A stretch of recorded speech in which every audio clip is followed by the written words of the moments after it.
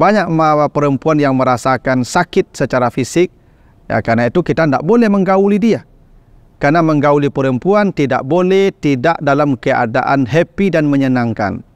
Itulah kenapa menggauli perempuan itu di dalam Al-Quran disebut dengan kata basyiruhunna. Basyiruhunna itu artinya gauli dalam keadaan gembira. Mengurai rahasia Al-Quran melalui makna dan mabna.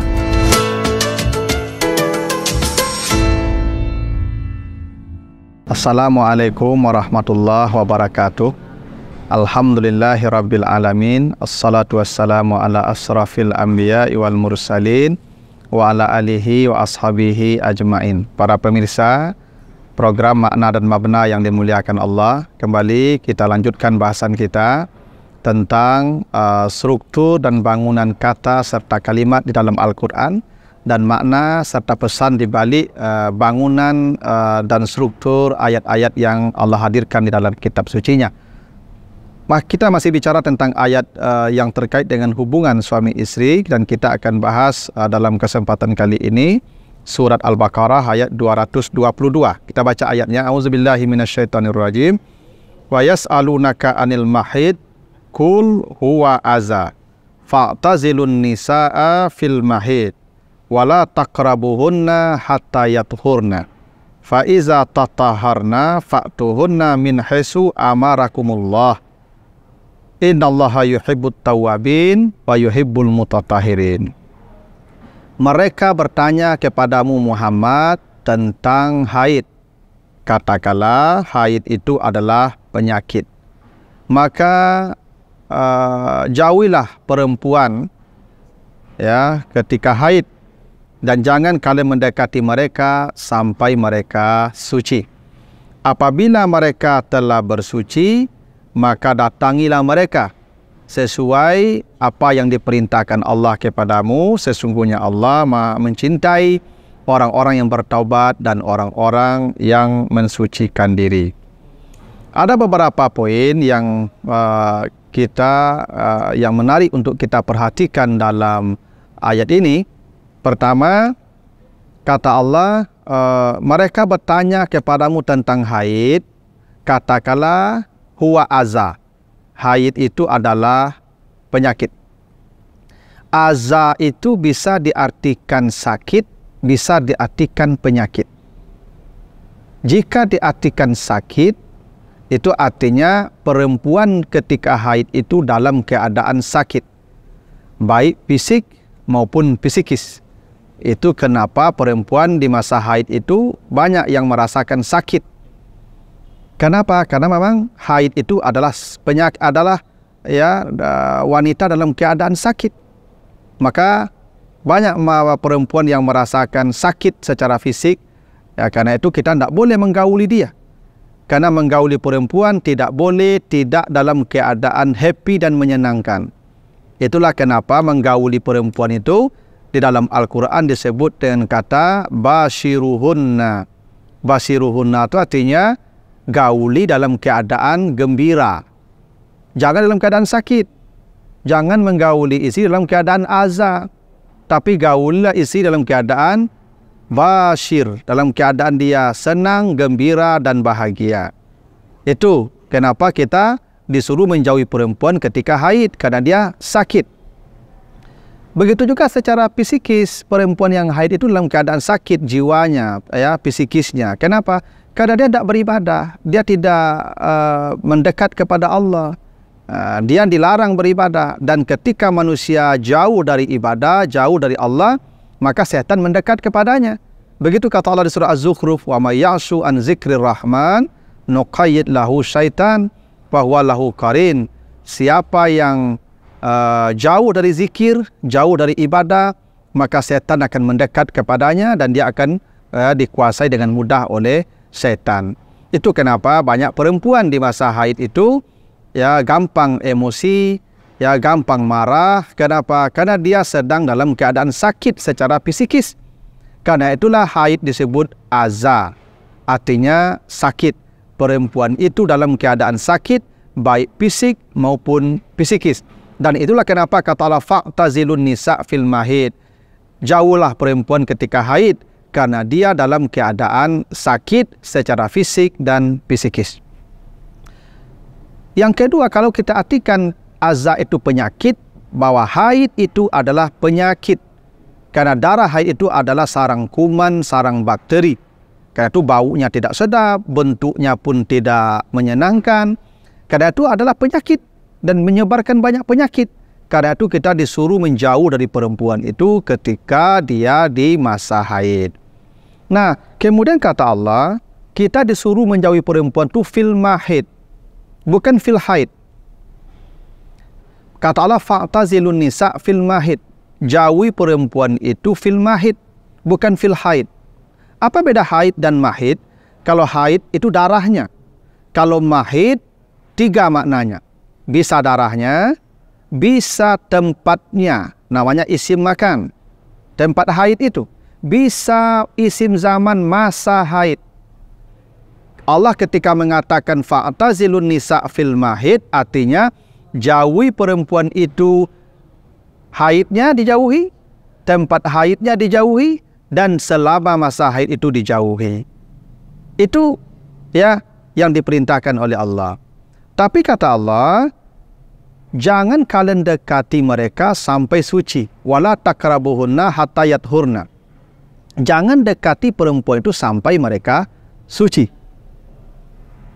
Kenapa Allah tidak berkata, jangan kau gauli istrimu ketika haid, tapi jangan kau dekati istrimu sampai mereka suci? Karena mendekati itu ujungnya akan terjerumus. Itu kenapa Nabi Adam tidak dilarang, jangan kau makan buah, tapi la takrabu hazihi syajarah, la takraba hazihi syajarah, jangan kau dekati pohon. Karena begitu dia mendekati pohon, dia akan memakan buah pohon itu. Maka jangan mendekati.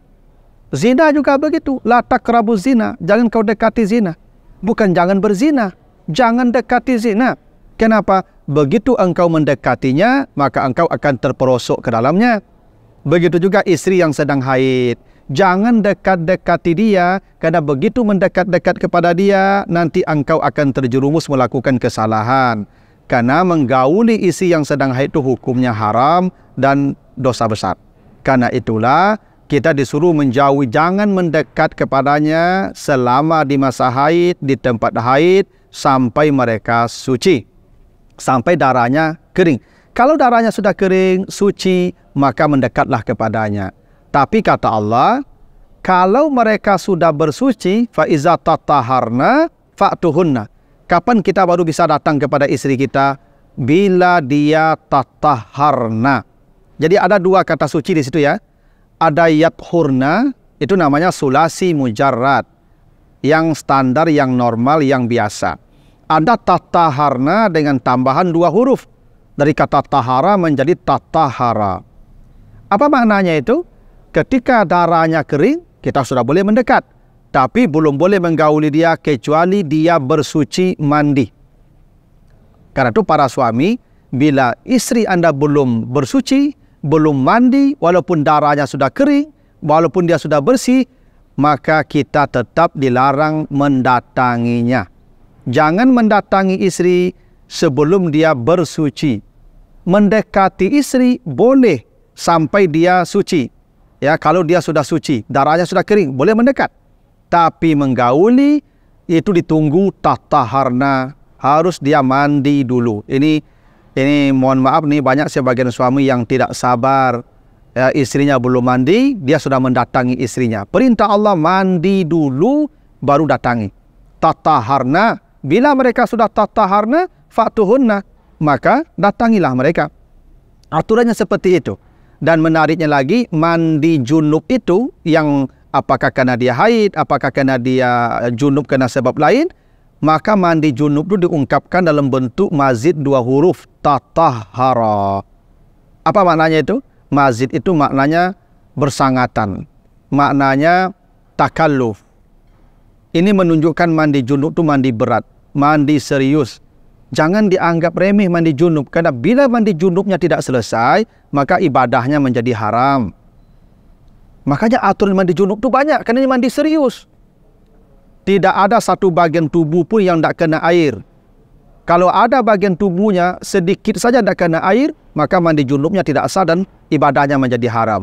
Bagian telinga yang paling dalam harus kena air, hidung yang ini harus kena air, sela-sela jari harus kena air.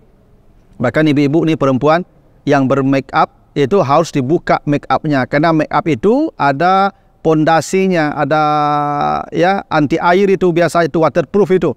Maka air tidak akan sampai ke pori wajah kita. Yang pakai lipstick, karena sebagai lipstick itu ada yang minyak, ada yang waterproof, maka dibuka lipstiknya baru mandi junub. Karena ini mandi serius. Makanya perempuan diingatkan Allah, tataharna. Kalian kalau mandi junub harus maksimal. Ini rambut tidak boleh tidak basah sampai ke akar-akarnya. Karena ini mandi serius, mandi berat, mandi besar. Dan ini terkait dengan kebolehan kita beribadah atau tidak. Itu kenapa mandi junub disebut dengan kata tatahara, dengan mazid 2 huruf dari kata tahara. Dan kata Allah, bila istrimu sudah suci, datangilah mereka min haitsu amarakumullah, sesuai perintah Allah.